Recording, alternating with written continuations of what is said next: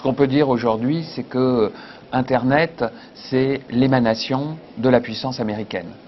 Et nous n'avons rien contre les États-Unis, nous n'avons rien contre ces formidables sociétés, les formidables services qu'elles procurent. Ce qu'il faut simplement, c'est qu'il y ait une alternative en Europe, qui est pour les consommateurs, pour les citoyens, pour les utilisateurs, un choix, et qui ait la possibilité d'un Internet qui soit, je dirais, un Internet respectueux des libertés individuelles, ce qui n'est pas aujourd'hui. Aujourd'hui, Internet, c'est le pillage des données. Aujourd'hui, Internet, c'est le viol de la vie privée. Donc il y a un Internet à construire, un Internet français et européen, qui soit un Internet d'ailleurs qui sera repris aux États-Unis parce que la liberté est contagieuse, et qui soit un Internet, je dirais, souverain.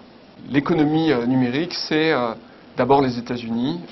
En 1992, Bill Clinton arrive au pouvoir, il a dans ses valises un garçon qui s'appelle Al Gore, et décide d'aller sur la société de la connaissance, et ils organisent l'ensemble du système économique américain pour pouvoir se développer plus vite que les autres dans ce domaine, avec le succès que l'on sait. Ce que l'on souhaite, c'est que nous parvenions, 20 ans plus tard, à mettre en place une stratégie qui permette de créer un Internet qui soit caractéristique des valeurs et, je dirais, du paradigme européen, ce qui n'a pas encore été fait.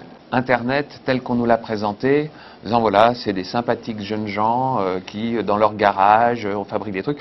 Ce n'est pas faux, mais ce n'est pas totalement vrai.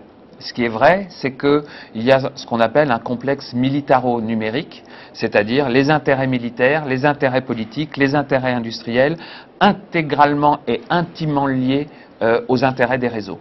Et la politique des réseaux est une extension de la politique tout court.